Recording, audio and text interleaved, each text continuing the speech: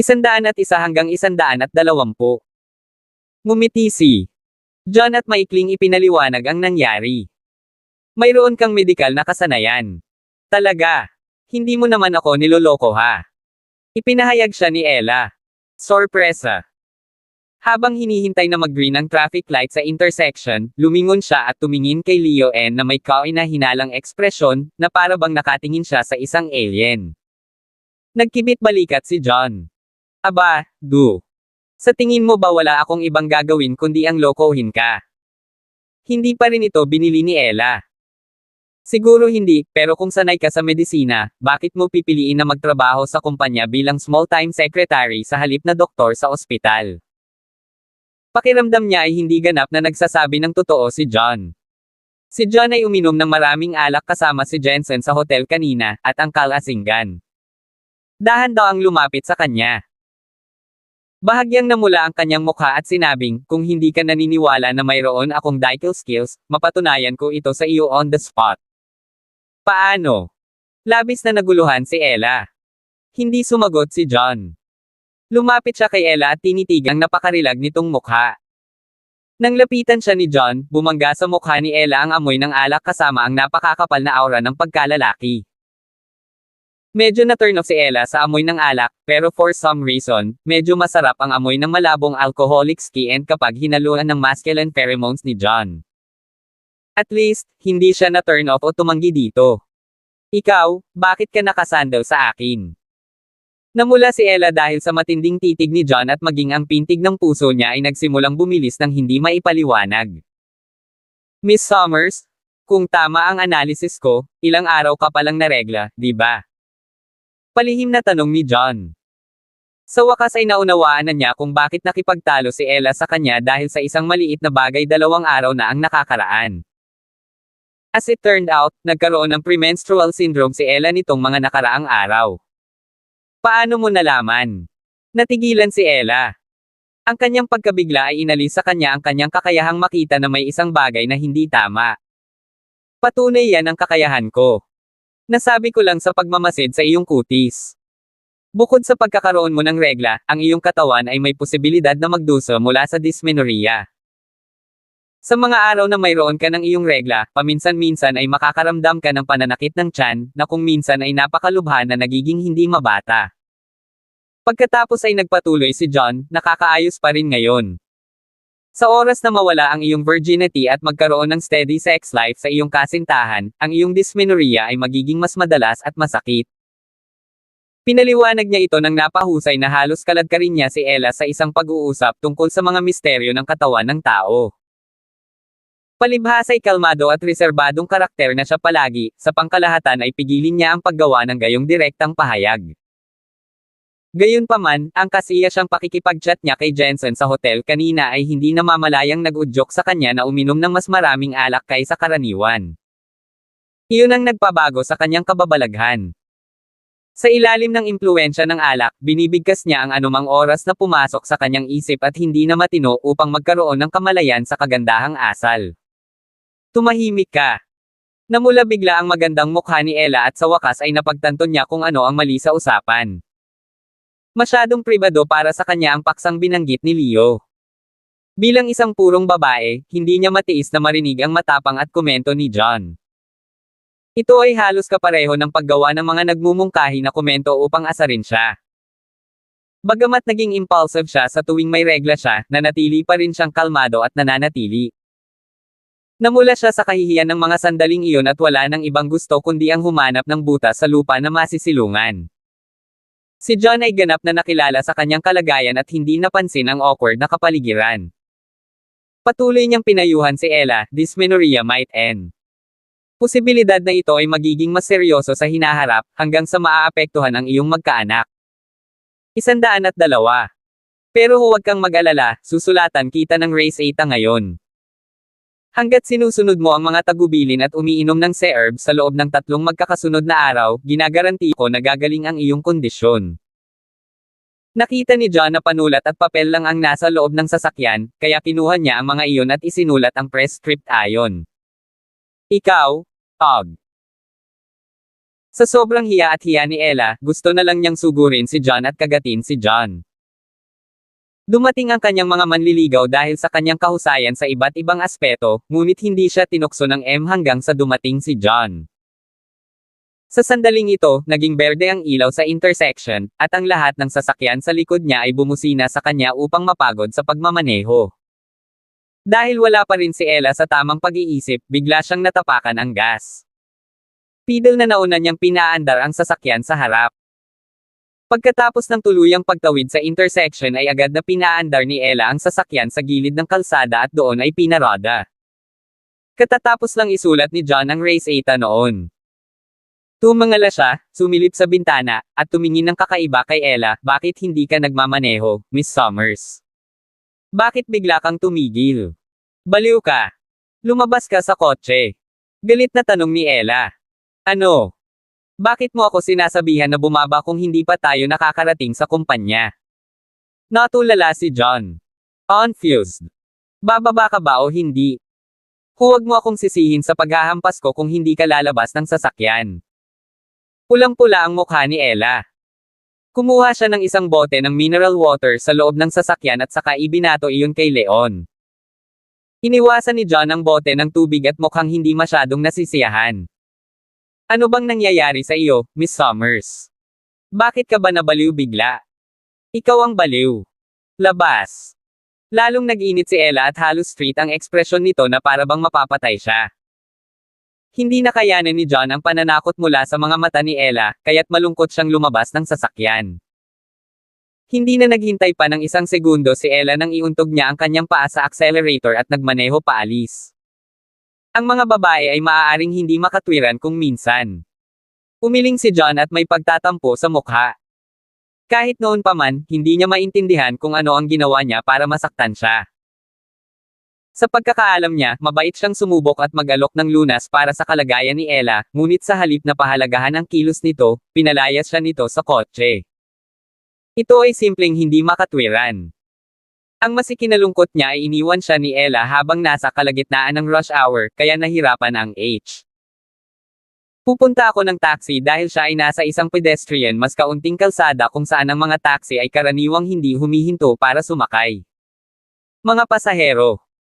Higit pa rito, hindi siya nag-download ng anumang road-hailing software sa kanyang cellphone, na epektibong naging imposibleng mag-order ng sakay. Naiwan na walang pagpipilian, si John ay nakalakad lamang sa direksyon ng kumpanya. Sa kabutihang palad, nakasakay siya ng taxi ng 10 minutong paglalakad pagkatapos. Bumalik sa kumpanya, tumayo si Ella sa gate at hawak ang kontrata sa kanyang kamay. Naghintay siya at naghintay, Huminahon ang kanyang emosyon noon, at hindi niya maiwasang makaramdam kaunting pagsisisi at pag-aalala sa. Ang pagsisisi niya ay ang pag-iwan niya sa kanya ng walang kasama sa kabila ng kanyang matapang na pagkilos na makakuha ng hustisya para sa kanyang Mas nag-aalala siya na hindi pa siya nagpapakita kay John pagkatapos ng lahat ng oras na iyon. Iniisip niya kung nakita siya pagkatapos na maiwan sa gilid ng daan. Sa lalong pag-aalala ni Ella, may huminto sa taxi sa entrance ng kumpanya at lumabas si John ng kotse na may maasim na ekspresyon. Nang makitang ligtas at maayos na si John, lihim na nakahinga ng maluwag si Ella at tuluyang kumalma ang kanyang pagkabalisa. Ano ang tagal mo, John? I waited long for you. Si Ella, nagmamadaling sumalubong sa kanya at nagsalita na parang sinisisi siya ng bahagya. Ang pisngi mo para sabihin yan. Paalis na ang lahat sa trabaho at rush hour na ngayon. Ang swerte ko naman na nakasakay pa ako ng taxi habang naglalakad ako dito. 103. May hinanakit na ekspresyon si John na mas mukhang babae kaysa lalaki. You deserve that for telling me all that stuff, tumawa si Ella, natuwa sa galit na ekspresyon ni John. Hindi sinasadyang uminit ang kanyang magandang mukha nang maalala ang panunokso ni John. Iko-consider ko na lang ang sarili kong malas. Masaya ngayon. Nanatiling nagtatampo ang ekspresyon ni John at diretsyong naglakad papasok ng kumpanya nang hindi lumilingon. Narealize ni Ella na mali siya sa nangyari kanina, kaya tumakbo siya palapit kay John at hinaila ang braso nito sabay sabing, okay. Alam kong nagkamali ako. Humihingi ako ng tawad, okay? Please wag ka nang magalit sa akin. Humihingi ka ng tawad sa akin. Seryoso ka ba? Nagulat si John kaya inangat niya ang ulo niya at tinignan si Ella ng may pagdududa. Ni minsan ay hindi sumagi sa isip niya na may taong kasing yabang ni Ella ang magkukusa para humingi ng tawad sa kanya. Ito ay halos imposible tulad ng nakikita ang araw na sumisikat mula sa kanluran. Namula si Ella, seryoso ako. At salamat din sa pagtulong sa akin sa week group. Hindi kailangan salamat. Magkaibigan naman kami eh. Dapat magtulungan ang magkakaibigan. Ngumisi si John. Si Ella's apology was very sincere, at bilang isang tao na hindi magdaramdam ng sama ng loob, ang anumang bakas ng kalungkutan sa kanyang puso ay nawala lahat. Oo. Tama ka. Magkaibigan tayo. Ngumiti si Ella ng napakatamis na maihahalin tulad. Ang maislan at magagandang pamumulaklak ng 100 bulaklak. She was the same as Stacy in the sense na wala sa kanila ang maraming totoong kaibigan. Dahil dito, hindi maipaliwanag na ikinatuwa siya nang marinig ni Ian na itinuturing siya bilang isang kaibigan at hindi isang ordinaryong kasamahan. Halika na. Let's go meet Stacy and give her the contract. Nakangiting sabi ni Ella. Si John ang nakakuha ng kontrata at walang balak si Ella na kunin ang alinman sa kanyang kredito. Ang dahilan kung bakit siya tumayo sa kumpanya upang hintayin siya ay tiyak na gusto niyang makilala si Stacy kasama niya. Tumango si John, at sabay silang pumasok sa office building. Bagamat after hours na alam ni John na mag-o-overtime si Stacy sa kumpanya hanggang sa maayos ang kooperasyon. Malamang na nandoon siya hanggang alas 9 ng gabi. Sa conference room ng kumpanya, kinuha ni Stacy ang ilan sa mga high-level executive na makipag-overtime sa kanya at talakayin ang balangkas ng pakikipagtulungan. Sa sandaling iyon, ilang araw na lang ang natitira bago ang bagong yugto ng kooperasyon. Dapat magdisenyo ng plano ang kumpanya sa lalong madaling panahon upang maipatupad ito sa sandaling mapirmahan ang kontrata di. Dalawang plano ang naisip. Ang una ay para sa pakikipagtulungan sa West Praise Group, at ang pangalawa ay para sa pakikipagtulungan sa Week Group. Gayunpaman, alam ng lahat na may maliit na pag-asa na maabot ang pakikipagtulungan sa Week Group kaya ang pesimismo sa direksyong iyon. Itinuro pa ng maraming tao na ang pagdidisenyo ng isang plano sa paligid ng Week Group ay isang kumpletong pag-aaksaya ng oras at lakas. Habang abala ang lahat sa pag-uusap, narinig ang tunog ng mga yabag papalapit sa conference room. Sorry medyo late ako dumating. Kababalik ko lang mula sa pakikipag-usap sa pakikipagtulungan sa West Praise Group. Mr. Deval, maaari ko bang tanungin kung ano ang kinalabasan ng talakayan tungkol sa aming mga kita? Hindi napigilan ng isa sa mga high-level executive na magtanong. Maging si Stacy ay sumulyap sa kanya. Bagamat binigyan niya ng 2 araw sina Michael at John para isagawa ang kani-kanilang negosasyon, alam ng lahat na Biyernes iyon at ang sumunod na 2 araw ay katapusan ng Linggo. Ang pamamahala ng maraming kumpanya ay sarado tuwing Sabado at Linggo, at ang tagumpay. Malapit na ang rate ng pakikipag-ayos sa isang kontrata sa katapusan ng Linggo. Ang buong kalahating araw ng hapong iyon ay ang pinakamagandang oras para isagawa ang mga negosasyon dahil ang pagkabigo na dumating sa 104. Hindi kita binaygo, Miss Young. Pagkatapos ng ilang hirap at pagpupersage, ang West Praise Group sa wakas ay gumawa ng konsesyon. Pumayag sila sa pagbabawas ng tubo ng 5% at pinirmahan na ng kanilang general manager ang kontrata. Magkakabisa kaagad ito basta't pipirmahan mo ito. Mayabang nang ngumiti si Michael at iniharap ang dokumentong nasa kamay niya kay Stacy. Ito ay walang iba kundi isang kontrata sa West Praise Group. Nakakamangha. Hindi ko inaasahan na ganito kabilis ang pakikipag-ayos ni Mr. Deval. Binubuhay niya ang kanyang reputasyon bilang isang propesyonal na talento sa pagbebenta at ang haligi ng hinaharap ng aming kumpanya. Talaga. Si Mr. Deval ay napakahusay, kaya't ang pangkalahatang tagapamahala ng West Praise Group ay handa akong pirmahan ito ng maaga. Hindi ito isang bagay na maaaring makamit ng sinumang random na tao. Ang mga executive ng kumpanya ay nagbuhos ng papuri kay Michael at binigyan siya ng kanilang selyo ng pag-aproba. Mabuti ang ginawa mo, Mr. Deval. Salamat sa iyong pagsusumikap. Tumango si Stacy bilang pagpapatibay sa kakayahan ni Michael. Nambobola mo ako, Miss Young. Ito ang pinakamaliit na magagawa ko para sa kumpanya. Hindi ko matanggap ang lahat ng kredito para sa kung paano naging maayos ang mga bagay-bagay. Ang tagumpay ko ay hindi maliit na bahagi dahil din sa iyo, Miss Young. Ang iyong pananaw at karunungan ang nagbigay ng kinakailangang gabay para sa akin, ngumiti si Michael ng mahinhin at sinamantala ang pagkakataong mag-bootleg. Lahat ay gustong makinig sa mga papuri, at kahit alam ni Stacy na pinupuri siya ni Michael para sa kapakanan nito, nakaramdam pa rin siya ng kasiyahan sa kanyang puso. Mukhang nasa kamay na ni Mr. Duvall ang tagumpay sa pagkakataong ito. Sobrang tinansya ni Mr. Walker ang kanyang kakayahan sa pagtaya kay Mr. Duvall.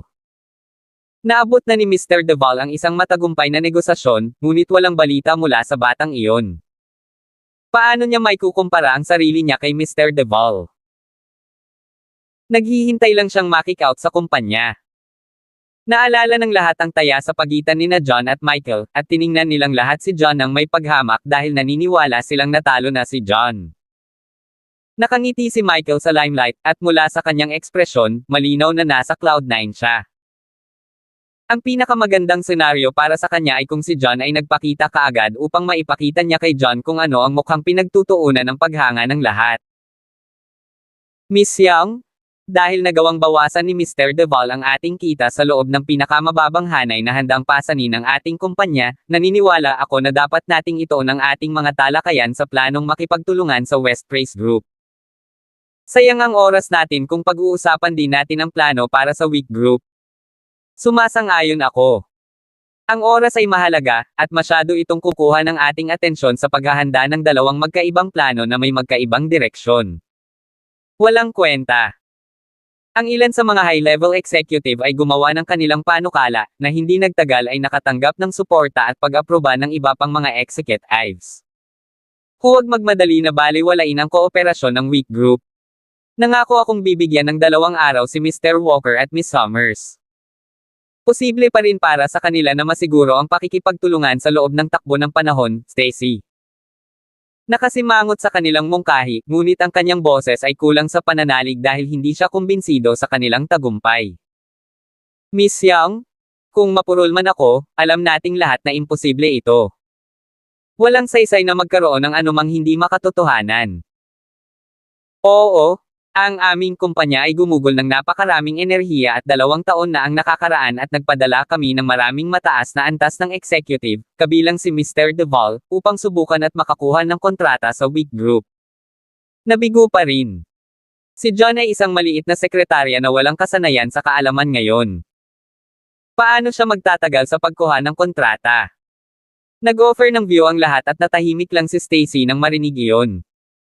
Alam niyang tama ang lahat. Hinarap nina John at Ella ang isang mahirap na hamon sa pagkamit ng matagumpay na negosasyon, at ang posibilidad na maliit. Kung patuloy na pipilitin ni Stacy ang pagsasaayos ng plano para sa posibilidad na iyon, sasayangin lang niya ang mahalagang oras ng lahat sa kumpanya. 105. Habang nag-iisip si Stacy kung tatanggapin o hindi ang mga opinyon ng lahat, bumalik sina John at Ella at pumasok sa conference room matapos itong itulak. Well. Bumalik si Mr. Walker. Nagtataka ako kung paano napunta ang negosasyon sa pagitan mo at ng Week Group. Sa paghusga sa iyong pulang mukha, dapat ay sobrang nahihiya kapag katapos na wala kang naabot sa negosasyon. Tumawa ng nakakaloko si Michael. Posible iyon. Maraming mga high-level executive din ang tumawa kasama nila.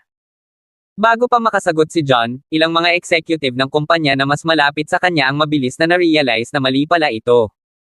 Hoy, amoy alak siya. Ang pahayag na iyon ay parang isang bombang halos sumabog sa isipan ng lahat ng nasa conference room. Ano? So pulang-pula ang mukha niya dahil sa pag-inom niya. At hindi dahil nahihiya siya. Ang bawat isa ay nagpalitan ng mga natulala na tingin sa isa't isa hanggang sa huli nilang naunawaan ang nangyari. Seryoso ba siya? Lumabas siya para uminom sa pagkukunwari na may negosasyon. Ito ay hindi propesyonal. Hindi na ako pumayag. Ang lakas ng loob niyang umiinom sa oras ng trabaho. Galit na galit ang lahat kaya sunod-sunod na batikos ang ibinato nila kay John. Bagamat matapos na ang mga oras, kahit na ang pinakamakulit na empleyado ay maaaring maghinala na si John ay nalasing habang nasa trabaho. Ano bang problema mo, John? Sinabi ko sa iyo na sumama kay Ella sa week group at pag-usapan ang pakikipagtulungan sa kanila. Hindi ko sinabing lumabas ka at uminom. Stacy. Nanginginig sa galit, at ang kanyang mukha ay kasing pangit ng dati. Alam niyang walang karanasan si John sa mundo ng negosyo at hindi niya inaasahan. Upang maging matagumpay sa pagtiyak ng pakikipagtulungan sa week group. Gayunpaman, hindi niya kailanman pinangarap na gagawa si John ng mas masahol pa. Ang pag-inom habang nasa trabaho ay ganap na hindi mapapatawad na pag-uugali, kung isa sa alang-alang kung gaano kalubha ang isang impluwensya at epekto nito. Maiisip kung gaano siya galit. Ako. Natigilan si John dahil hindi niya inakala na ang pag-inom ng kaunting alak ay magbubunga ng galit ng publiko. Natahimik siya sandali at hindi alam ang isasagot. Buti na lang at mas malinaw ang isip ni Ella kaysa sa kanya. Miss Young, hindi ba normal na kumain at uminom kapag nakikipagnegosasyon sa mga kliyente? Ano bang masama sa konting pakikisalamuha? Si Ella ay labis na naguguluhan kung bakit si Stacy ay gagawa ng ganoong kalaking kaguluhan ng hindi malinaw. Dahilan. Ikaw. Hindi makapaniwalang tumingin si Stacy kay Ella.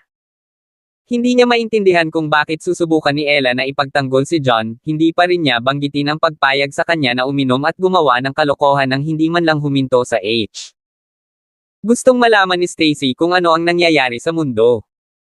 Matatanggap pa rin niya kung mababaliw si John, pero talagang katawa-tawa kung sumama rin si Ella sa kanya. Huwag mong pilitin ang sitwasyon, Miss Summers. Habang ang imbitasyon ng isang kliyente sa isang pagkain ay nasa saklaw o relasyon sa negosyo. Wala ni isa sa inyo ang nakakuha ng karapatang makipagtulungan sa week group, at maging tapat tayo, pareho kayong milya-milya ang layo at nag-e-enjoy kayo sa oras ng kumpanya. Galit na sumigaw ang ilang high-level executive habang hinahampas nila ang mesa at tumayo. Oo, bakit ka nakikihalubilo kahit hindi mo pa napag-uusapan ang deal? Miss Young, hindi lang pag-aaksaya ng resources at oras ng kumpanya ang ginawa ni John. Isa rin itong malubhang paglabag sa mga patakaran at regulasyon ng kumpanya. I suggest ang sukdulan paghamak. 106. Dahil si John ang nagboluntaryong mamatay sa pagkakataong ito, hindi niya naisip na ibigay kay John ang anumang bagay kay John. Gusto. Tama iyan. Masama ang nangyari. Kailangan natin siyang tanggalin. Kung hindi, paano gagana ang kumpanya sa hinaharap kung natututo ang aming mga empleyado mula sa kanyang pagsusulit? Galit na galit ang lahat ng mga nakatataas, at tinugon nila ang sinabi ni John. Maasim ang ekspresyon ng mukha ni Stacy. Si John ang kanyang tagapagligtas pagkatapos ng lahat. Ayaw niya. Napaalisin si John dahil sa maliit na bagay. Gayunpaman, mahirap harapin ang galit ng lahat. Kung patuloy niyang protektahan si John, paano niya haharapin ang mga nakatataas sa kumpanya? Tumahimik ka. Sino ang nagsabi sa iyo na hindi nakuha ni John ang pakikipagsosyo sa week group? Nagpapalagay ka lang ng mga bagay para sa iyong sarili. Galit na sigaw ni Ella bilang depensa ni John. Ano? Nakakuha na ba kayo ng partnership sa week group? Nagulat ang lahat. Lahat ng M ay tumingin sa isa't isa na may pagdududa at pagkalito. Biglang bumagsak sa kakaibang katahimikan ang maingay na meeting room. Tama, nakapag-usap na kami ni Miss Summers ng collaboration. Si Mr. Wick ang nagyaya sa amin na lumabas para kumain. Nagawa naming pumirma ng kasunduan sa hapagkainan. Normal lang ang gasto sa negosyo. Hindi ko kailanman ginamit ang mga pondo ng kumpanya para sa aking sarili, ni hindi ako lumabag sa alinman sa mga tuntunin o regulasyon ng kumpanya. Galit na galit ang boses ni Leon. Bago iyon, pakiramdam ni John ay medyo nagkamali siya, ngunit pagkatapos ng sinabi ni Ella, siya. Sa wakas ay tumugon. Sinigurado na niya ang kasunduan. Ang pagkain at pag-inom ay nasa larangan lamang ng mga regular na gastusin sa negosyo. Wala siyang nilabag. Haha. Inimbitahan kayong lahat ng chairman ng week group para kumain. Niloloko ba ako ng tenga ko? Miss Summers, lasing ka pa ba? Anong biro? Pagkatapos ng ilang sandali ng katahimikan, nagkaroon ng hiyawan ng tawanan at pangungutya. Na-intimidate sila ni Ella kanina at inisip na nakuha ni Ella at John ang partnership sa week group. Parang kalokohan lang ang sinasabi ni John. Paano maaaring mag-imbita ang isang tao sa antas ng chairman ng weak group ng isang hindi gaanong mahalagang sekretarya para sa isang meal? Hindi ba biro iyon? Anong pinagtatawanan mo? Totoo lahat ng sinasabi ko. I can tell you that, hindi lang si Mr. Wick ang pumirma sa agreement, but he was also willing to give our company a 10% discount of the price. Nangako pa siyang i-extend ang kontrata minsan kada 3 taon. Ito ang kasunduan. Galit na inilabas ni John ang dokumento at ibinigay. Kay Stacy. Haha. 10% discount at extension. Hindi ako makapaniwala na may isang bagay na kahangahangang umiiral sa mundo. Mr. Walker, sino ka sa tingin mo? Hindi mo ba naisip na napahiya mo ang sarili mo? Kung hindi ka pa rin matino, I'd suggest that Miss Young give you a permanent holiday. Sa ganoong paraan, ikaw ay magiging isang.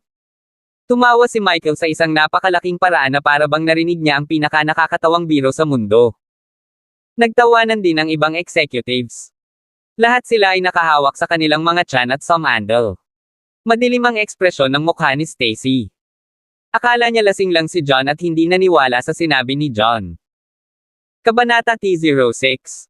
Magsalita si Ella ng padalos-dalos. Pagkatapos nito, habang nagtatawanan ang lahat, matyaga niyang binaliktad ang kontrata ng detalyado. Lumingon ang ekspresyon niya. Excitement. Hoy, ay totoo ba ang kontratang ito? 107. Hindi makapaniwala si Stacy sa kanyang mga mata. Talagang. Tumanggo si Ella at sinabing. Laking gulat niya nang imungkahi rin ni Elder Wick ang mga katagang iyon. Naiintindihan niya ang nararamdaman ni Stacy ng mga sandaling iyon. Mabuti, napakabuti. Ito ay kamangha-manghang. Ella, ang galing mo. Nakakuha ka ng kasunduan sa weak group. Nakagawa ka ng milagro. Si Stacy, na laging hindi kapani-pani walang kalmado, ay talagang napatalon sa tuwa. Agad niyang binalot ng mahigpit na yakap si Ariel sa harap ng lahat. Alam niya na si John ay walang anumang katalinuhan sa negosyo, at hindi isang propesyonal. Walang paraan na maiisip niya na si John ang nakakuha ng deal. Akala niya ay gawa ni Ella ang lahat. Ano? Posible kayang totoo ang kasunduan. Napatulala si Michael. Lahat ng iba pang executive ay natulala din. Imposible yan. Miss Young, baka nagkakamali ka. Si Michael ay may ekspresyon niyang hindi makapaniwala. Mabilis ang kontrata mula sa mesa at tumingin ng ilang beses. Nang makita niyang personal itong pinirmahan ni Elder Wick, pati na rin ang kumpanya ng Wick Group para siyang tinamaan ng kidlat. Nakaugat siya sa pwesto. Tingnan din natin. Ang ibang mga nakatataas ay hindi naniniwala dito. Kinuha nila ang kontrata sa mga kamay ni Michael at ipinasa ito. Totoo ang kontrata. Ang weak group ay hindi lamang sumang-ayon sa isang extension, binigyan pa nila kami ng isang 10% na diskwento, walang kalakip na mga string. Ay hindi ba masyadong hindi ka panipaniwala? Nanlaki ang mata ng lahat. Lahat sila ay nakabukas ang kanilang mga bibig ng napakalawak na sila. Ay halos humipo sa lupa. Nagulat silang lahat sa nilalaman ng kontrata. Lahat sila ay mga kasanayan. Naunawaan nilang lahat kung gaano kalaki ang pakinabang ng kontrata sa kumpanya. Sa sandaling iyon, tumigil ang lahat ng tawanan at pangungutya. Ang buong eksena ay nakulong sa isang kakaibang katahimikan. Ella, ang galing mo naman this time. Napakahusay ng ginawa mo para sa kumpanya. Tuwang-tuwa si Stacy. Hindi ka panipani walang malawak ang ngiti sa kanyang mukha. Miss Young, na-misunderstood mo ang mga bagay-bagay. Ang pakikipagtulungan sa weak group ay pawang salamat sa Mr. Walker. Wala akong ginawa. Hindi ako mangangahas na kunin ang kredito. Umiling si Ella. Ano? Ella, huwag ka nang magbiro. Si John ay hindi isang magaling. Paano ito naging trabaho niya? Nagulat si Stacy at puno ng hindi makapaniwala. Tama iyan. Miss Summers, sinusubukan mong ibigay ang credit kay Mr. Walker. Ang ekspresyon ni Michael. Naalala niyang mabuti ang postahan nila ni John. Kung si Ella ang magsasecure ng taya, siya. Kahit papaano ay mayroon pa ring puwang para sa talakayan. Gayunpaman, kung ang kasunduan ay sinigurado ni John, tapos na siya. Miss Summers, professional tayong lahat dito. Dapat nating gawin ang mga bagay ayon sa aklat. Sinadya mo bang tulungan si Mr. Walker dahil sa taya? Iyon ay magiging hindi patas kay Mr. Deval. Kung hindi ka naniniwala sa akin, tingnan ang buong nakapirma sa likod ng kontrata. Malamig na napangiti si Ella. Ang lahat ay may pagdududa na bumaligtad sa likod ng kontrata. Oo naman, ang taong bagong sa Elegante Group, sa huli, ay si John. Iyon. Lahat ay natigilan sa katahimikan, hindi makapagsalita. 108. Alam na alam nila na walang paraan na ang pirma ni John lang ang nandoon kung si Ella ang nag-secure ng kasunduan. Gayunpaman, nahirapan pa rin silang paniwalaan. Si John ay isang sekretarya lamang na walang anumang business sense. Gayunpaman, nakuha niya ang kooperasyon ng Wick Group, at ang Wick Group ay kusang loob na nagbigay din sa kanila ng napakaraming benepisyo. Ito ay halos imposible. Wala na dapat nagdududa sa akin at sa kontratang ito, di ba? Mahinahong sabi ni John, na muling inilibot ang tingin sa lahat. Wala siyang magawa at hindi niya kayang ipagtanggol ang sarili sa kanyang mga sinabi kanina at dumanas ng matinding panunuya. Gayunpaman, nagawa niyang patunayan ang kanyang sarili, inihagis ang kasunduan sa mga mukha ng lahat. Nakaramdam siya ng labis na tuwa. Mr. Walker, nagbibiro ka siguro.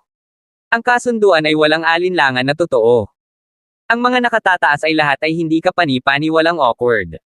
Para silang sinampal sa mukha sa publiko.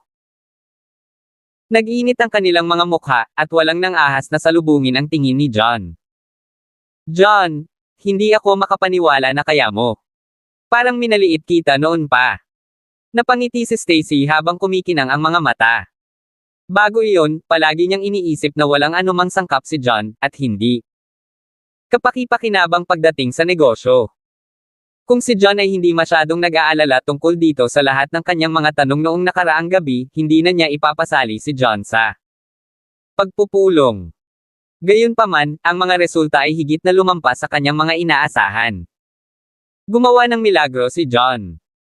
Naging dahilan para mag-iba ang tingin niya kay John. Napakaraming papuri iyan, Miss Young. Nagkataon lang na maswerte ako, John was incredibly spirited. Tuwang-tuwa siya na nakuha niya ang papuri at pagkilala ni Stacy. Para sa kanya, basta para kay Stacy, sulit ang kahit anong effort. At least, handa siyang gawin ang lahat. Ang swerte ay bahagi rin ng kasanayan. Kahit na hindi ko alam kung paano mo ito ginawa, representasyon pa rin ito ng iyong kakayahan. Maganda ang ginawa mo this time. Malaki ang naiambag mo sa kumpanya. Sisiguraduhin kong. Kabanata 108. Two halves. Para gantihan ka ng maayos, tumango si Stacy. Ito ang unang pagkakataon na pinuri niya ang mga kakayahan ni John. Sobra. Mr. Walker, ang galing mo. Hindi mo lang nasecure ang kooperasyon ng Wick Group para sa kumpanya, nakuha mo pa silang bigyan kami ng 10% discount. Hindi ito isang bagay na hahangaan ng ibang tao sa iyong mga kakayahan. Tama iyan. Napakabata mo rin. Magiging haligi ka ng kumpanya sa hinaharap. Ikaw ay kailangan kay Miss Young. Ang lahat ng nakatataas ay puno ng papuri para kay John, sinusubukan ang kanilang makakaya na magbigay ng nakakabigay puri na mga ngiti. Lahat sila ay acting com. Lahat sila ay may karanasang social climber. Dahil nakakuha si John ng isang malaking panalo para sa kumpanya at nakuha ang papuri ni Stacy, ang kanyang pinakamataas ay walang limitasyon. Walang mawawala sa kanila na kumuha ng pagkakataong mapalapit kay John. Biglang nasa limelight si John. Para siyang naging superstar, nagniningning sa meeting hour. Nang makita ang lahat ng iyon, si Michael ay nagkaroon ng hindi kapani-pani walang maasim na ekspresyon sa kanyang mukha. Nakakuyom ng mahigpit ang kanyang mga kamao, at halos mabibitak ang kanyang mga ngipin sa sobrang pagkayam nito. Ang spotlight at lahat ng papuri ay tungkol sa kanya, ngunit ninakaw ni John ang lahat. Ang masama pa nito ay ang pag-iisip niya kung paano siya magpapakitang gila sa harap ni John bago ito, ngunit ang mga talahan na yan ay lumiliko. 109. Halatang halata ang naramdaman niya tungkol doon. Mr. Deval, natalo ka sa postahan. Hindi ka dapat maging isang sore loser. May sasabihin ka pa ba? Napatingin si John kay Michael. Ako. Namutla si Michael, at lumubog ng husto ang kanyang ekspresyon. Sa mga bagay-bagay, kahit isang tula ay masasabi na hindi lang siya natalo, ngunit pinunasan ni John ang sahig kasama niya. Batay sa taya, ang matatalo ay kailangang umalis sa kumpanya. Ito ay isang bagay na hindi niya kayang tanggapin. Pagkatapos ng lahat, napakahirap para sa kanya na umakyat sa mas mataas na ranggo ng kumpanya. Sa loob ng 2 taon, nag-effort siya at nagdusa ng husto. Walang paraan na kusang loob siyang umalis sa ganitong kalunos-lunos na paraan. Miss Young, nanalo si Mr. Walker sa pagkakataong ito. Pero palabas lang ang taya. Hindi dapat seryosohin. Tiyak na hindi natin mapapaalis si Mr. Deval sa kumpanya dahil sa isang biro. Tama iyan. Malaki ang naiambag ni Mr. Deval sa kumpanya noong nakaraang taon. Grabe ang effort niya. Sa tingin ko dapat nating kalimutan ang tungkol sa taya.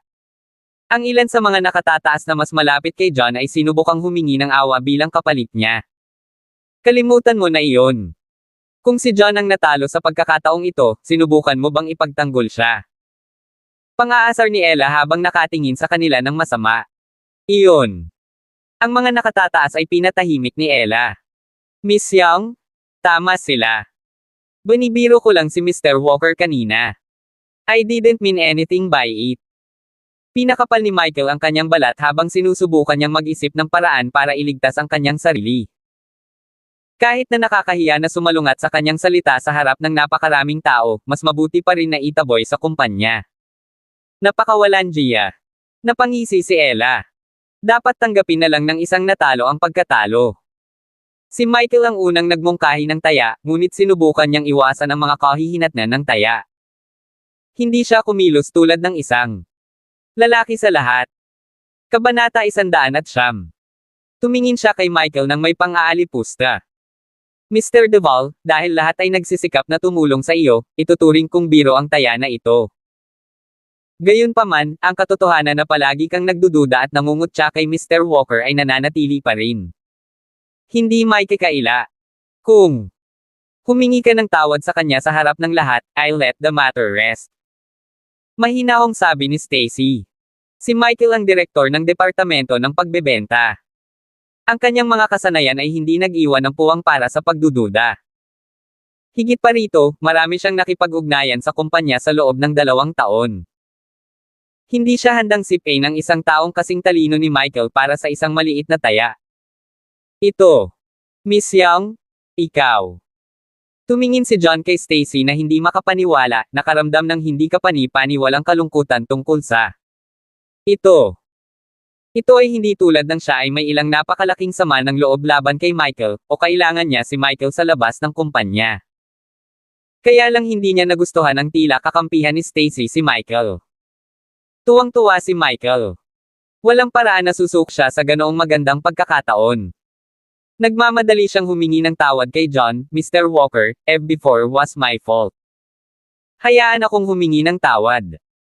Mr. Deval, kailangan mo man lang umarte na parang humihingi ka ng tawad. Maging mas sincere. Malamig na sabi ni Stacy. Oo. Mr. Walker, pasensya na po, kinagat ni Michael ang kanyang mga ngipin at yumuko ng malalim sa harapan ni Michael. John. Whatever, since sabi ni Miss Young, let's let things rest right here. Sana alam mo kung ano ang gagawin sa Fu. Pagtingin sa mahabang mukha ni John, parehong nadismaya at natuwa si Stacy, I officially announced that our company has secured a partnership with the Wick Group. Lahat, siguraduhin lang na tumutok ka sa pagtalakay sa plano para sa ating partnership sa Wick Group. 110.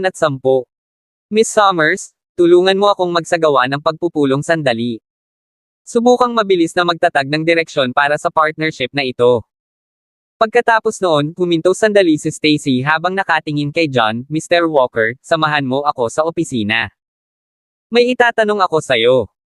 Oh, I understand, mahinang sagot ni John bago niya sinundan si Stacy papasok sa opisina nito. Sa opisina, sinenyasan ni Stacy si John na maupo sa sofa. Nang makita niya kung gaano kasiraan ng loob si John, hindi niya naiwasang mapangiti ang mga labi, ano? Galit ka ba sa akin? Hindi ako. Sinabi ni John na hindi, ngunit halata sa sino man na hindi siya masyadong masaya. Alam kong galit ka dahil kinampihan ko si Michael, pero ako ang presidente ng kumpanya. May considerations ako. Bahagyang napangiti si Stacy sabay upo sa tabi ni John, noong nakipagpustahan ka kay Michael, ako ang pinakiusapan na maging saksi. Alam mo ba kung bakit hindi ako pumayag noon? Bakit? Natagpuan din ito ni John na kakaiba, sa wakas ay naalala na hindi pa kinilala ni Stacy ang taya. Gusto kong makasigurado na may paraan ka. Nag-aalala ako na baka matalo ka. Ngumiti si Stacy, to be honest, kahit ikaw ang natalo sa pagkakataong ito, hindi rin kita pinaalis sa kumpanya. Ikaw ba?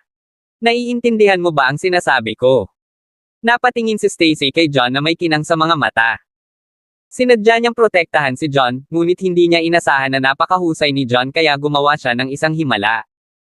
So yun ang nangyari. Naaninag ni John ang hindi maipaliwanag na kaligayahan sa kanyang puso.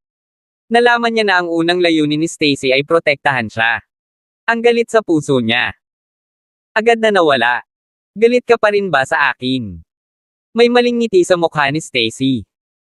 Hindi naman, pero na-misunderstood kita, pulang-pula ang mukha ni Michael, ngunit hindi iyon dahil sa galit. Sa halip, nakaramdam siya ng kasiyahan sa kanyang puso. Ngumiti si Stacy habang iniiba ang paksa at sinabing, John, curious ako. Paano mo nakuha ang kooperasyon ng Week K Group? Ano ba talaga ang nangyari? Ganito talaga. Sinabi sa kanya ni John ang lahat tungkol sa pagliligtas niya kay Bernard sa hardin. Hindi ako makapaniwala na ang iyong mga kasanayan sa medikal ay napatunayang kapipakinabang. Laking gulat ni Stacy. Alam niyang alam ni John ang gamot. Gayunpaman, palagi niyang iniisip na si John ay may kaunting pangunawa sa medisina at nailigtas lamang niya ang kanyang lolo sa hindi swerte. Gayunpaman, tila hindi lamang niya minamaliit ang mga kakayahan ni John kundi ang sa kanya. Medical skills din. Siyempre. Ang aking mga kasanayan sa medikal ay napakahusay. Natutuwang sabi ni John. Matapos ang napakaraming pinagdaanan, nagkaroon siya ng higit na pagtitiwala sa kanyang mga kasanayang medikal at sa mga sinaunang manual sa kanyang isipan. Hindi na siya nagkulang sa tiwala gaya ng dati. Sige, alam kong magaling ka. Hindi mo kailangang magbusina ng sarili mong sungay. Inilibot ni Stacy ang kanyang mga mata kay John, sa pangkalahatan, ang kasunduang ito ay salamat sa iyo. Tell me, anong reward ang gusto mo? Gusto mo ba ng promosyon o mas mataas? Sweldo. Ayoko ng alinman yan. Umiling si John. Marami pa siyang pera sa account na iyon, kaya hindi na niya kailangan sa sandaling iyon. Walang halaga sa kanya ang mga promosyon o increment. Kung gayon ano ang gusto mo? Laking gulat ni Stacy. Kung pwede lang, gusto kong magpahinga ka sa weekend. Huwag mong ubusin ang iyong sarili sobra. Gusto kitang isakay sa aking bisikleta para makapagpahinga. 111. Nag-ipon ng lakas ng loob si John at sinabi ang lahat ng iyon, ngunit ang kanyang puso ay tumibok ng galit. Ang pinakamatinding hiling niya nitong mga nakaraang araw ay ikot si Stacy sa kanyang minamahal na motorsiklo. Sa wakas ay narito na ang pagkakataon, walang paraan na mapalampas niya ito. Yun lang. Nagulat si Stacy. Tinanggihan ni John ang anumang mga gantimpala at nag-aalala lamang para sa kanyang katawan, hindi nais na siya ay labis na magtrabaho sa sarili. Hindi niya maiwasang hindi madamay dahil doon. Sa sandaling iyon, pakiramdam niya ay nakakamangha na may nag-aalaga sa kanya. Siyempre, hindi niya alam iyon. Habang si John ay tunay na nag-aalala tungkol sa kanya sa isang banda, may binabalak siya sa kabilang banda. Kung alam niya ang maruruming iniisip ni John, malamang na hindi siya matutuwa. Stacy, gagawin mo ba? Tanong ni John na may pag-asa, hindi ka pani-pani walang nag-aalala na tatanggi si Stacy. Oo, sumasang-ayon ako. Nakangiting tumango si Stacy. Nakumpirma na ang partnership.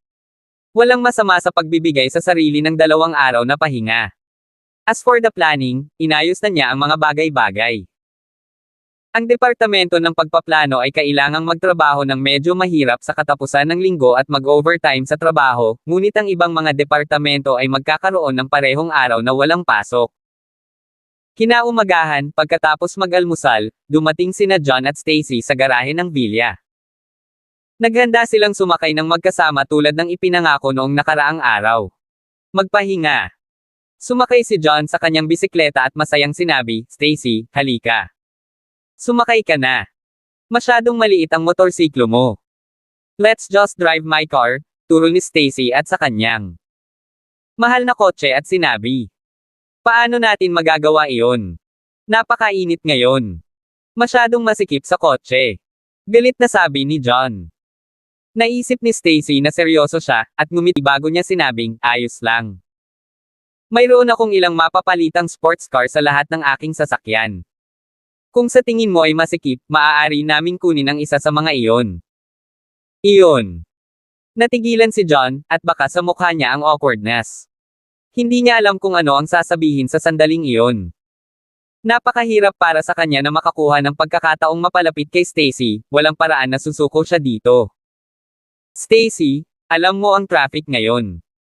Napaka-inconvenient kung makatagpo tayo ng traffic jam pagkatapos nating magmaneho palabas. At saka, gusto kitang ihatid sa bike destiny. Hindi ka ba pumayag? Matigas na sabi ni John. Oh, sige. Napaisip ito sandali ni Stacy. Hindi niya masyadong inisip ang tungkol dito, at mabilis na sumang-ayon kay John, sumakay sa bisikleta.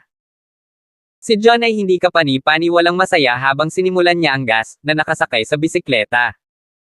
Sa isang pulang ilaw, nag-emergency brake si John at nahulog si Stacy sa kanyang likuran. Naramdaman niya ang malambot nitong dibdib sa kanyang likuran. Napakalambot nito at napakasarap sa pakiramdam. Mas mabuti ang pakiramdam kaysa sa naisip niya. Tahimik na umungol si John, at nagsimulang kumulo ang kanyang dugo. Naranasan niya ito noon kay Lily, pero sa di malamang dahilan ay lubos na naramdaman ni Lily at ni Stacy. Iba sa kanya. Malamang dahil normal lang na kaibigan ang traito niya kay Lily, kaya hindi niya masyadong inisip ang ganoong kalikasan. Gayunpaman, iba si Stacy. Binigyan siya ni Stacy ng pananabik at pananik. Hindi lang ang katawan niya ang natuwa dito. Maging ang kanyang espiritu ay nasigla. Sa totoo lang, alam ni John na posibleng medyo may gusto siya kay Stacy, pero alam din niya. Well, that Stacy and himself were from different worlds. 112 isa rin siyang divorcee na walang anumang kapansin-pansin sa kanyang sarili. Hindi siya karapat-dapat sa isang Diyos na kasing ganda at marangal ni Stacy. Kontento na siya basta't mananatili siya sa tabi ni Stacy araw-araw, mapalapit sa kanya kapag nagkaroon siya ng pagkakataon. Hindi na siya mangangarap ng kahit ano pa. John, berde ang ilaw. Bilisan mo pa andarin mo na ang bike, bakit natulala ka? Narinig ni John ang magandang boses ni Stacy. Agad na bumalik si John sa realidad at mabilis na binilisan. Sa una, hindi napagtanto ni Stacy ang anumang bagay, ngunit habang ito ay nangyayari, mabilis niyang napagtanto na may mali. Namula bigla ang pisngi niya. John, sinasadya mo ba ito? Galit na sabi ni Stacy. Oh, of course not, namula rin ang mukha ni John, at may kung anong guilt sa kanyang puso. Aksidente iyon kay Lily. Gayunpaman, mahirap sabihin pagdating kay Stacy. Sinabihan siya ng kanyang puso na huwag gawin ito, ngunit iba ang kinikilos ng kanyang katawan. Patuloy nitong gustong isara ang preno sa bawat sandali. Hindi niya ito makontrol. No wonder you insisted on riding your bike, you had ill intentions. Kalahating pula ang mukha ni Stacy habang pilit na kinurot ang malambot na bahagi ng baywang ni John. Sumirit si John sa sakit, ngunit medyo masaya siya. Stacy, saan mo gustong magpahinga? I'll go with you, nagmamadaling pinalitan ni John ang paksa. Okay lang ako kahit saan. Bakit hindi tayo manood ng sine? Hindi ba date yon? Mangarap pa. Hindi ako pupunta. Inilibot ni Stacy ang mga mata kay John. Medyo nadismaya si John nang sabihin niya, bakit hindi ako sumama sa iyo na mamili ng damit? Hindi ko kailangan ng damit, at ano ang silbi ng isang lalaking tulad mo na sumama sa akin sa pamimili? Maliban sa tulungan akong dalhin ang aking mga bag, hindi mo ako mabibigyan ng anumang mga opinyon. Medyo nadidismaya si John, saan mo gustong pumunta? Okay lang ako kahit saan. Hindi nakaimik si John. Nagdilim ang mukha niya habang hinahagulgol na pare-pareho ang mga babae sa puso niya. Maging si Stacy ay walang kaitaliwasan. Pareho siya ni Ella. Imposibleng hulaan kung ano ang iniisip nila. Pagkatapos nito, nagpasya si John na itigil ang pagtatanong kay Stacy para sa kanyang opinyon. Sumakay siya sa bike at dinala si Stacy sa labas. Ang Mist Cloud Mountain ay isang mataas na bundok na puno ng mayayabong na halaman. Isa rin itong sikat na tourist attraction sa Palanan City. Narinig ni John ang tungkol sa Mist Cloud Mountain dati, ngunit hindi siya pumunta doon. Dahil ito ay isang pambihirang pagkakataon, nagpasya siyang umakyat sa bundok kasama si Stacy upang makapagpahinga. Nang malapit na sila sa bundok, isang asul na Cadillac ang lumiko sa kanan, na biglang hamarang sa bisikleta ni John. Natigilan si John habang nagmamadaling ihinto ang bisikleta, halos lumipad papasok dito. Bumagsak ang bintana, at isang binata na may makulay na buhok at mga hikaw sa kanyang tainga ang sumundot sa kanyang ulo. Tignan mo kung saan ka pupunta, wala ka bang nakita sa tabi mo? Galit na sigaw ni John. Nagmamotorsiklo ka lang, so stop trying to act like you're something. Kaya kung magmaneho sa gusto ko. Wow! Tiningnan ng lalaki si John na may halong paghalik. Pagkatapos nun, tumingin siya kay Stacy sa likod niya.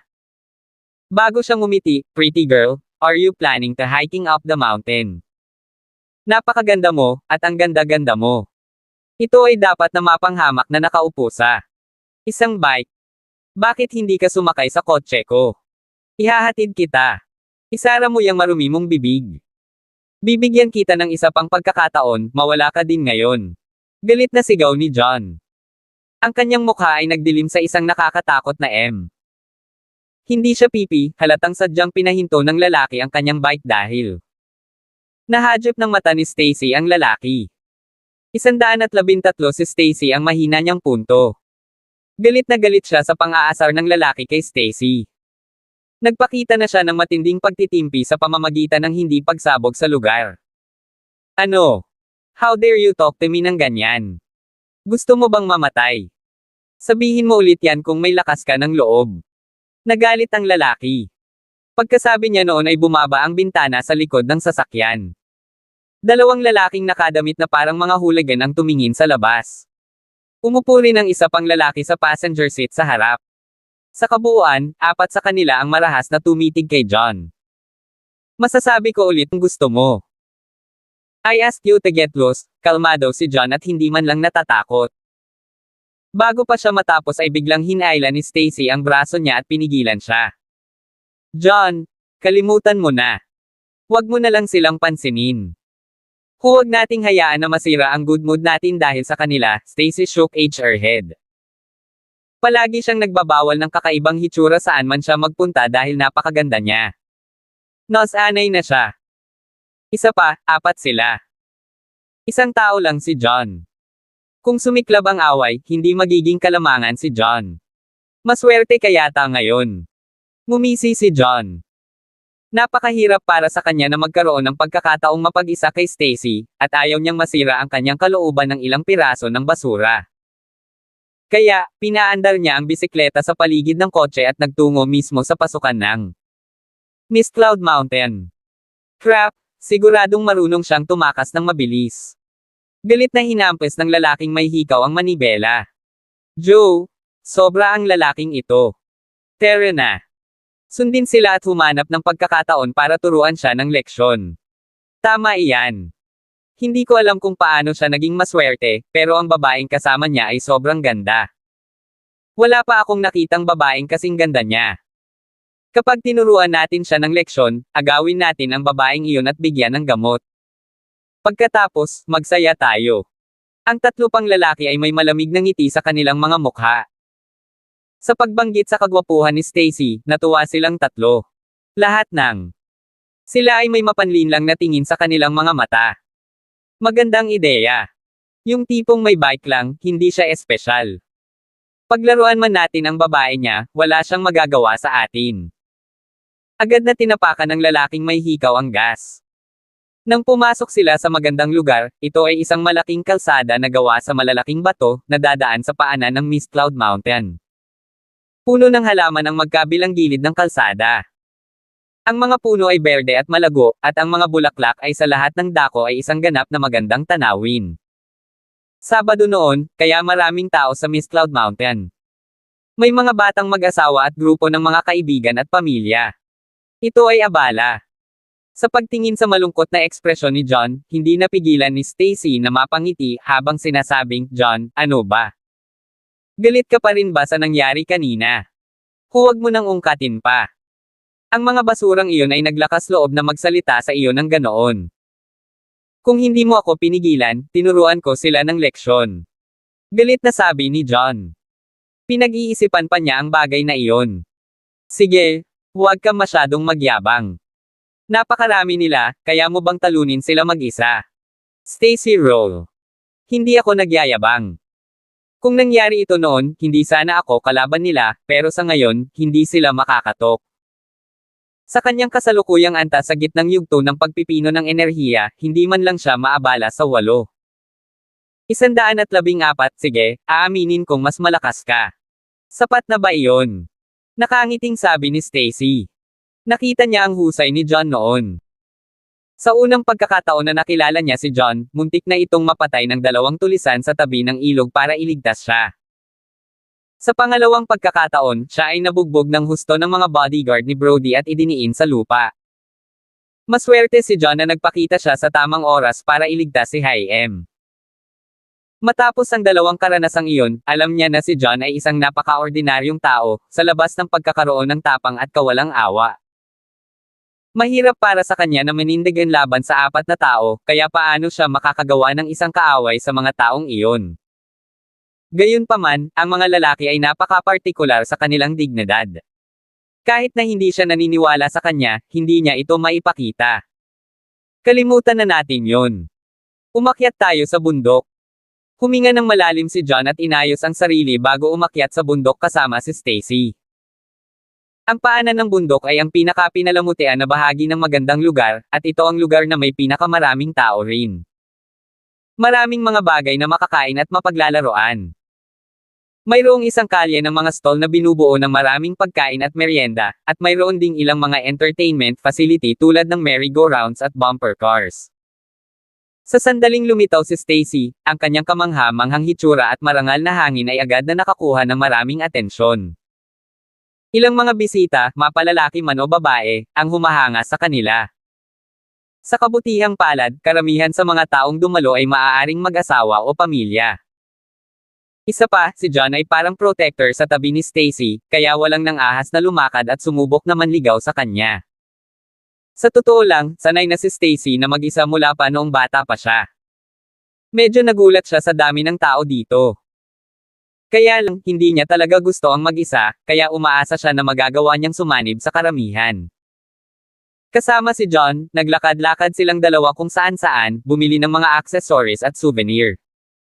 Napakaganda ng tanawin, at may tawanan sa paligid. Nakakahawa ang atmosphere at mabilis na nasanay si Stacy. Panay ang ngiti nito sa kanya. Mukha. Kung gaano kasaya si Stacy, mas naging masaya si John. Ang dalawa sa kanila ay hindi kailanman naging maluwag at komportable noon. Stacy, may ice cream dyan. Hintayin mo na lang ako dito, kukuha ako, nakangiting sabi ni John. John, ayos lang. Ay, ibinuka ni Stacy ang kanyang bibig para magsalita ngunit tumigil doon. Ano ito? Ayaw mo ba ng ice cream? Curious na tanong ni John. Hindi yun, hindi lang ako masyadong kumakain ng mga bagay na ito, sabi ni Stacy pagkatapos ng ilang pag-aalinlangan. Ayos lang, basta gusto mo, ngumiti si John at naglakad papunta sa ice cream stall para pumila. Kakalakad lang ni John nang may mag-asawang binata rin. Medyo mabait ang dalaga. Para siyang naglalakbay na streamer. Ni-record niya ang lahat ng tanawin sa telepono habang naglalakad siya. Sa likod ni Stacy ay isang rock carry na may umaagos na tubig. Mayroon ding isang fountain na bumaril sa taas ng kalahating metro. Naglakad ang streamer sa direksyon ni Stacy habang pinag-uusapan niya ang tanawin sa kanyang mga tagahanga. Nagkataon na nalampasan ng kamera si Stacy, at agad na nagsimulang mag-usap tungkol sa kanya ng mga tagahanga. Tingnan mo. Mukhang napakaganda ng baeng iyon ngayon.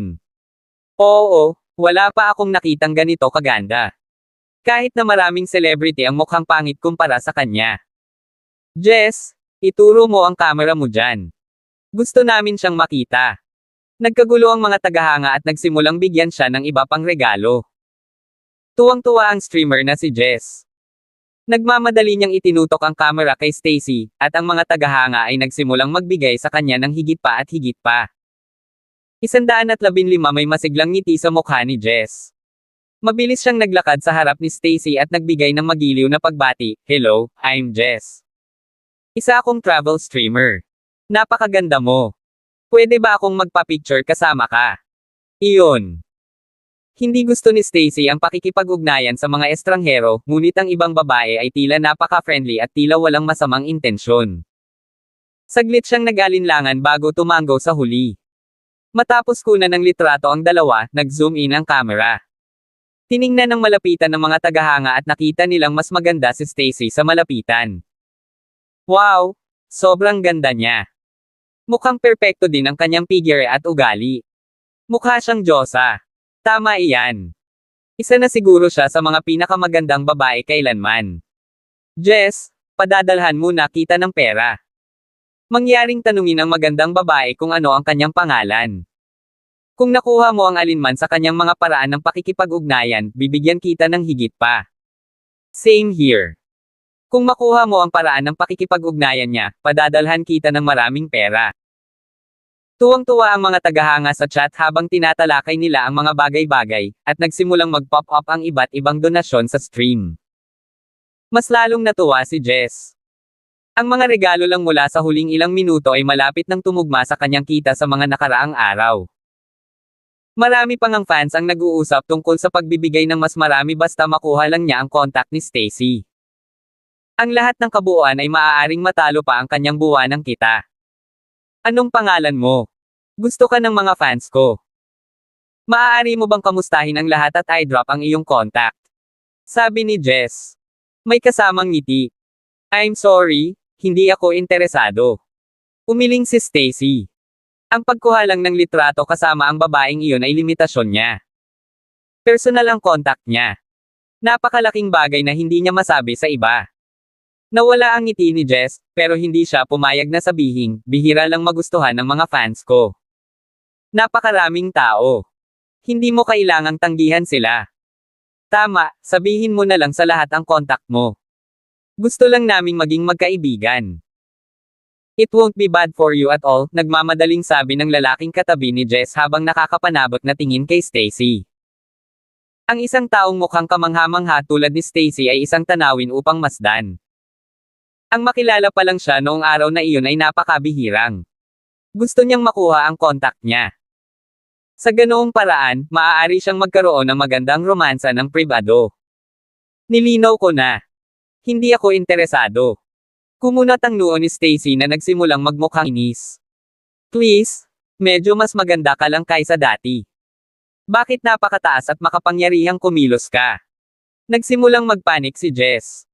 Kung hindi payag si Stacy na ibigay ang kanyang contact, mawawalan siya ng malaking pera. Medyo nagsimula na siyang magalit. Walang puwang para sa negosasyon. Nanlamig ang mukha ni Stacy nang tumayo siya para umalis, ayaw na niyang harapin pa sila. Hoy, huwag kang magmadaling umalis. We can talk about this, hindi pumayag si Jess at ang lalaki. Kakabili lang ni John ng ice cream ng mga sandaling iyon. Nakita niya ang isang kabataang mag-asawa na nanggugulo kay Stacy, na nagudyok sa kanyang galit na sumugod siya sa likuran niya. Sino kayong dalawa? Anong gusto mo? Magwala. Galit na sabi ni John. Siya ay tumingin hindi kapani-pani walang kahanga-hanga. Parang anumang oras ay magsisimula na siyang makipag-away. Natigilan ang dalawa pasa.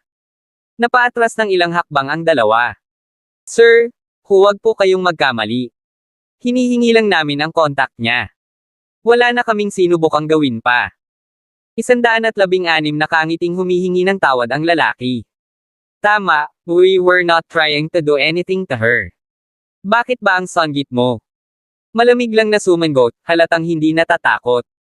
Kahit na mas matangkad si John sa lalaki, medyo payat si John. Siya ay hindi maganda ang hitsura ng Gioy sa lahat. Kung gustong lumaban ni John, hindi niya magagawang talunin ang lalaki. Kaya, wala siyang dapat ikatakot. Wala akong pakialam kung may sinusubukan kang gawin o hindi. Umalis ka na. Kung guguluhin mo ulit si Stacy, huwag mo akong sisihin sa pagiging bastos ko. Galit na sabi ni John na hindi pa rin bibitaw. John, ayos lang. Wala naman silang masamang intensyon. Umalis na lang tayo, hinailan ni Stacy ang braso at essayed ni John. Sa sandaling iyon, tila hindi kapani-paniwalang gwapo si John habang pinoprotektahan siya. Napakalalaki niyang tingnan. Nakaramdam siya ng sarap sa kanyang puso dahil doon. Tumango si John at binigyan ng babala ang dalawa bago siya tumalikod at umalis kasama si Stacy. Kalokohan. Lahat ng pera ay napunta sa usok. Pagtingin kay John at Stacy na umalis, galit na itinadyakan ni Jess ang kanyang mga paa sa ground, ngunit wala siyang magawa. Tama iyan. Hindi ganoon kaganda ang lalaking iyon, at hindi rin siya kasing buff ko. Hindi ko alam kung paano siya naging maswerteng nakahanap ng ganoon kagandang girlfriend. Puno ng inggit ang mukha ng lalaki. Napagkamalan niyang boyfriend ni Stacy si John, na nag-iwan ng A. Maasim na lasa sa kanyang puso. Ang mga tagahanga na tumitingin sa broadcast ay halos pareho rin. Kahit may mas inilok si John sa kanya, malaki pa rin ang pagkakaiba niya sa pagiging diyosa ni Stacy. Ang diyosa ay tila kinuha na at tila isang bulaklak sa ibabaw ng isang tumpok. Pataba. Habang hinahagulgol ng mga tagahanga kung gaano kaswert si John, nakaramdam din sila ng selos at inggit kay John. Lahat ka lang nagsasalita. Napakamayabang niya ngayon lang. Bakit hindi mo na lang siya tinuruan ng leksyon? Tingnan mo lang. Natatakot ka ba sa kanya? Galit na pinandilatan ni Jess ang lalaki. Hindi ako takot. Hindi ko lang alam kung ano ang gagawin sa mga oras na iyon.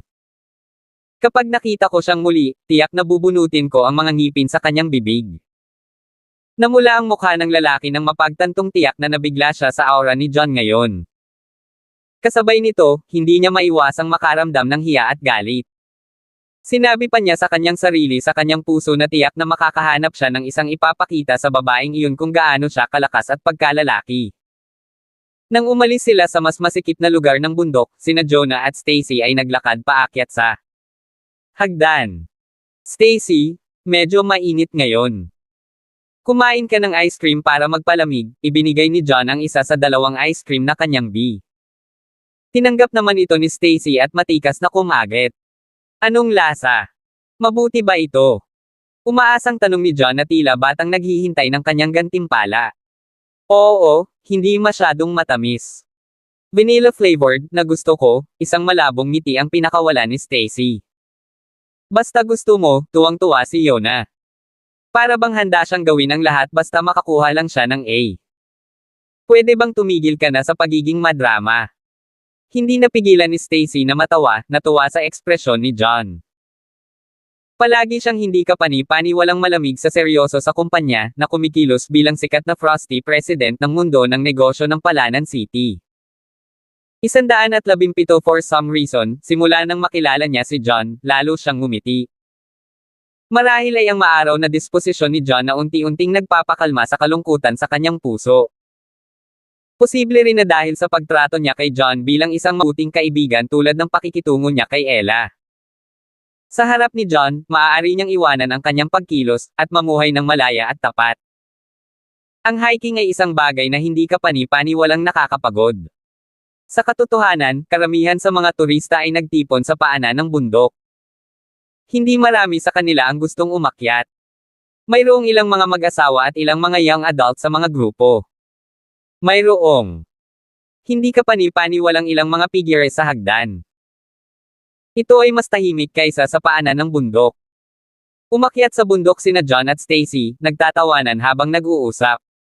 Hindi nila napansin ang apat na figure na palihim na sumusunod sa kanilang likuran. Sa gitna ng bundok, may isang open field.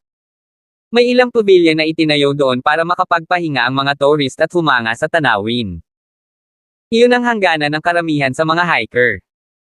Ang daan paakyat ay hindi kapani-paniwalang matarik, at hindi madaling umakyat ng mga ordinaryong tao. Karamihan sa mga turista ay titigil doon, nakaupo sa mga pavilion upang tingnan ang tanawin. Maaari silang magkaroon ng ganap na pagtingin sa ilalim ng bundok.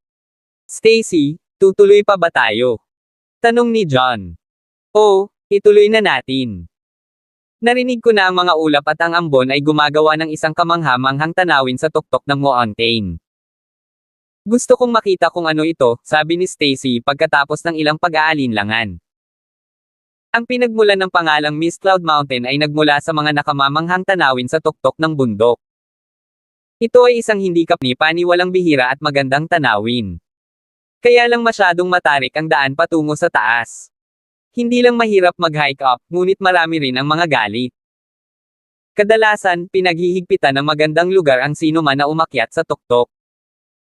Ang daanan ay binuksan lamang sa pagtatapos ng taon kung saan maraming turista. Uupahan sana sila. Mga profesional na gabay upang ilabas ang mga turista pagkatapos gawin ang lahat ng kinakailangang pag-iingat. Narinig ni Stacy ang tungkol sa tuktok ng bundok noon, ngunit hindi niya alam na iyon lamang. Bukas sa katapusan ng taon.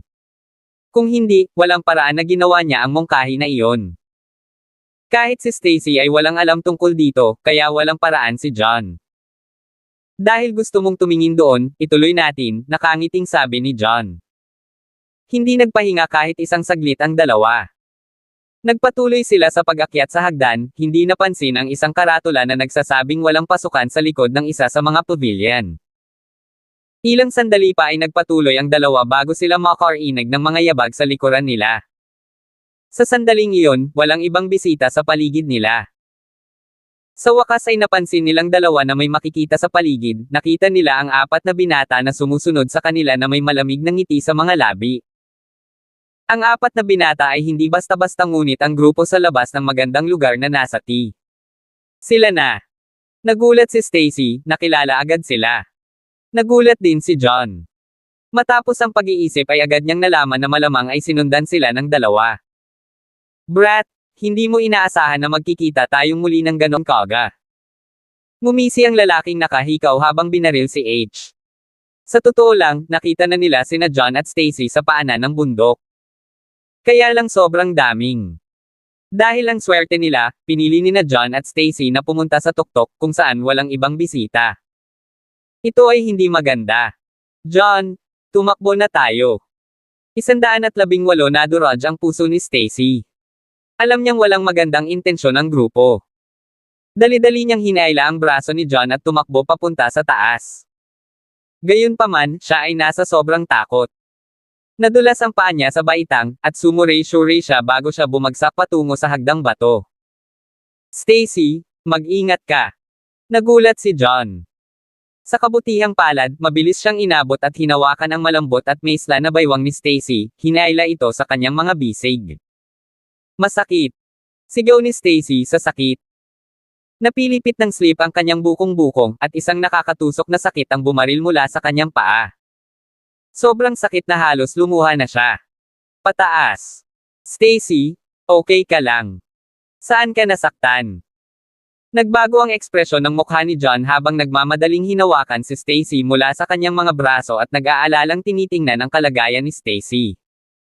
I think I sprained my ankle, namutla ang mukha ni Stacy. Kinagat niya ang labi para makayanan ang sakit. Kasuklam-suklam. Galit na galit si John. Bigla siyang napatingin sa apat na lalaki. Kung hindi nagulantang si Stacy sa kanila, hindi siya ma-sprain ang ankle. Ito ay kasing simple noon. Hindi mahalaga kung pinlano nila ito o hindi, walang paraan na madali niya silang pakawalan. Gayunpaman, hindi ito ang oras para bayaran niya ang kanilang mga utang. Para hindi na muling masaktan si Stacy, dali-daling binuhat si Stacy sa isang princess carry. Pagkatapos noon, tumalon siya sa hagdan nang sumigaw si Stacy sa gulat. Tumakbo siya patungo sa maliit na kagubatan sa daanan. Sinusubukan mong tumakbo. Hindi ito magiging ganoon kadali. Ngumisi ang lalaking may hikaw habang tinatawag ang kanyang mga tauhan para humabol. Ang magkabilang gilid ng landas na bato ay napapaligiran ng mga makakapal na puno, na bumubuo ng maliliit na kagubatan. Kahit matarik ang lupa, maraming bakanteng lupa sa likod ng mga puno. Marami rin ang malalambot na damo doon. Kung ikukumpara, ito ay mas ligtas kaysa sa mga hubad na hakbang na bato. Nang marating niya ang isang bakanteng lugar, maingat na ibinaba ni John si Stacy, na nag-aalalang gagawin niya. Saktan mo siya. Sa sandaling iyon, naabutan na ng apat na lalaki. Pinalibutan nila sina John at Stacy. Brat, hindi ka ba magaling tumakbo? Tingnan natin kung saan ka matatakbo ngayon. Tawa ng tawa ang lalaking nakahikaw habang natutuwang nakatingin kay John. Parang pas ang pinaglaruan ng daga. Bago pa makasagot si John, sumigaw si Stacy, ano ang ginagawa mo? Anong gagawin natin? Ano sa tingin mo? Ang bastos ng lalaking ito sa amin sa labas, kaya nagpaplano kaming turuan siya ng leksyon ngayon. Tuturuan ko siya na narito ang ilang mga tao na hindi niya dapat saktan. Malamig na tawa ng lalaking nakahikaw.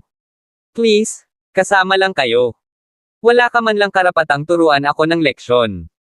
Tiningnan sila ni John ng masama. Malapit ka nang mamatay, pero matigas pa rin ang ulo mo. Brat, dahil gusto mong mamatay, pagbibigyan ka namin ngayon. Galit na galit ang lalaking nakairing habang hawakan mo. Binabalaan kita. Ito ay isang legal na lipunan. Kung maglakas loob kang bumunot ng kahit ano, tatawag ako ng mga pulis. Inilabas ni Stacy ang kanyang phone at sinigawan sila ng may matigas na ekspresyon. Haha. Lahat sila ay natuwa sa sinabi ni Stacy. Lahat sila ay nagsimulang tumawa ng malakas. Girl, nagbibiro ka ba? Nasa bundok tayo. Sa tingin mo ba may reception ang phone mo? At saka, hindi naman kami tanga dito. Kahit na may reception ka sa iyong telepono, sa tingin mo ba ay bibigyan ka namin ng pagkakataong tumawag sa mga pulis? Mapanuksong sabi ng lalaking nakahikaw. Yung 119 Stacy lowered her head and looked at her phone. Malinaw na sinabi nito na walang internet o reception. Natigilan siya ng husto dahil doon. Inakala niya na magagamit niya ang pulis para banta ang kabilang panig, ngunit hindi niya inaasahan na wala talagang access sa internet o reception. Paano siya tatawag ng pulis? Anong sinusubukan mong gawin? Kung gusto mo ng pera, pwede kitang bigyan ng pera. Basta bigyan mo lang ako ng number, I'll do my best to get that money, huminga ng malalim si Stacy, trying her best to calm herself. Paano magkakaroon ng pera ang isang batang tulad mo? Wala kaming pakialam kung ano ang mayroon ka. Isang nakakainis na tawa ang pinakawala ng lalaking may hikaw. Nakita niya si Stacy sa motor na iyon. Ang dalawa sa kanila ay masyadong mahirap para makabili ng sasakyan. Ito ay magiging kahanga-hanga kung ang kanilang mga ari-arian ay nasa libo-libo. Paano niya kayang pakialaman ang maliit na halaga iyon? Gayunpaman, hindi mo kayang protektahan ang lalaking ito. Hanggat pumayag ka sa isang bagay, hindi namin siya gagalawin. Dagdag pa ng lalaking naka-earrings na may kasamang masasamang ngiti. Ano ang kondisyon? Tanong ni Stacy. Napakalungkot namin ng mga kapatid ko sa mga taon na ito. Napakaganda mo, gusto ka namin. Isang masasamang ngiti ang pinakawala ng lalaking naka-earring na ipinakita ang kanyang mga tagahanga. Walang paraan na matitiis iyon ni Stacy. Nagdilim ang kanyang mga mata, at sumibol ang kanyang galit. Tumahimik ka. How dare you insult Stacy like that? Papatayin kita. Sumabog sa galit si John.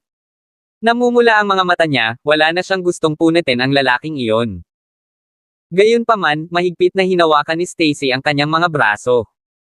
Nag-aalala siyang baka masaktan ulit si Stacy kaya hindi na siya naglakas loob na lumabas. Stacy, bitawan mo ako. Bubugbugin ko ang maruming bibig niya ngayon. Brat, tanggapin mo na lang ang kabaitan namin. Kung sawa ka ng mabuhay, wala kaming balak na patayin ka dito. Siyempre, huwag mong isipin na hindi kami maglalakas loob na patayin ka. Marami na tayong pagdanak ng dugo. Wala namang tao dito Kahit patayin natin kayong dalawa, wala. Bakas o bakas na naiwan basta ilibing ka namin sa likod ng bundok. Ngumisi ang lalaki. Wala siyang ginawa kay John dahil binabalak niyang gamitin si John para takutin Stacy. Kung hindi, ang ay hindi paraan na siya ay mag-abala pang makipag-usap kay John sa saloobin na ipinakita sa kanya ni John. Papatayin sana niya si John on the spot. Tama ka, ito ay isang magandang lugar para sa pagpatay. Stacy, hayaan mo na ako. Nagsalita si John na may intensyong pumatay. First time niyang magalit ng totoo sa buhay niya. Lahat sila ay kailangang mamatay. Kahit na hindi niya kasintahan si Stacy, hindi siya makakapayag na may iba na madungisan si Stacy sa kung anong dahilan. Ito ay isang bagay na mahigpit niyang hinawakan. John, huwag kang magpakatanga. Mas marami silang lalaki. Wala kang kapare sa kanila. Si Stacy tanghali. Hindi ka pani-paniwalang nag-aalala. Pagkatapos noon, bumulong siya kay John, makinig ka lang sa akin. Tumakbo pababa ng bundok ngayon din. Tumakbo sa abot ng iyong makakaya. Iwan mo lang ako. Paano ko magagawa iyon? Walang paraan na maiwan kita. Mariin itong tinanggihan ni John. Kahit na nasa panganib talaga ang buhay niya, walang paraan na iiwan niya si Stacy. 120, maaari bang huwag kumilos ng ganoon katanga? Pinandilatan ni Stacy si John bago ito bumulong, isipin mo na lang. Hanggat makakatakas ka at makakilos ka agad sa pulis o sa pamilya ko, hindi sila mangangahas na gumawa ng kahit ano sa akin. Si Stacy ay isang taong dumaan sa maraming panganib. Kahit na sa ganoong delikadong sitwasyon, nanatili siyang kalmado. Napakalinaw din ng kanyang mga iniisip. Alam niyang napakasama ng sitwasyon nila ni John. Hanggat makakatakas si John, walang paraan ang apat na maglalakas loob na hawakan siya maliban kung wala na silang pakialam sa buhay. Sige, pakinggan kita. Hayaan mo muna ako. Dahan-dahang kumalma si John matapos siyang magalit ng ganoon. Hindi siya kumalma dahil iniisip niya kung paano siya tatakas bagkus ay iniisip niya kung paano niya mapapabitaw si Stacy sa braso niya. Naisip ni Stacy na seryoso siya, at ginamit niya ang isang kamay niya para kumapit sa isang puno sa tabi niya habang binitawan niya ang braso ni John gamit ang isa pa.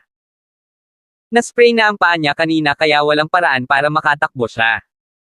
Ang tanging magagawa niya ay umasa kay John. Mamamatay kayong lahat ngayon.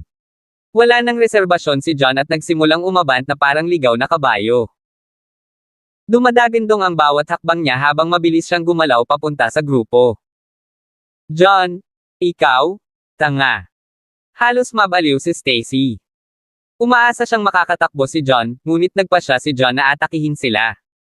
Hindi ba siya naghahanap ng kamatayan? Ngayon hinihiling mo lang ang kamatayan.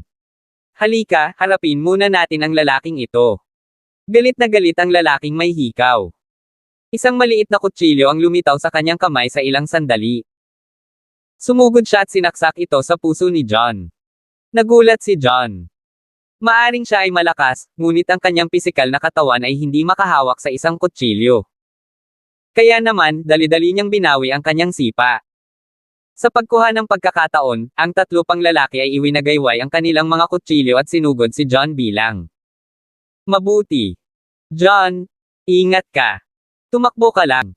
Sigaw ni Stacy, puno ng kawalan ng pag-asa ang mga mata.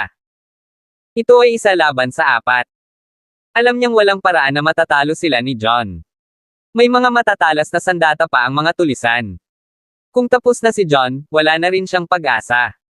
At least, hindi siya makakaligtas sa kahihiyan. Halata ang kanyang kawalan ng pag-asa sa sandaling iyon. Bang! Handa na si John. Ang kanyang kanang kamao ay bumaril at tumama sa lalaki na may mga hikaw sa mukha, sa mismong bibig. Pagkatapos ng sigaw ng paghihirap, ang mukha ng lalaki ay nabasag. Ang kanyang mga ngipin ay lumipad kasama ng kanyang dugo, at siya ay bumagsak mismo sa lupa, hindi na gumagalaw. Susunod. Iniwasan ni John ang isang saksak na nagmumula sa likuran.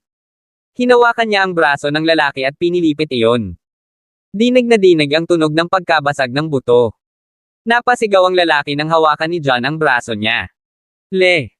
Pagkatapos nito, sinaksak ni John ang kutsilyo sa harap, na sinaksak sa isa sa binti ng mga tulisan.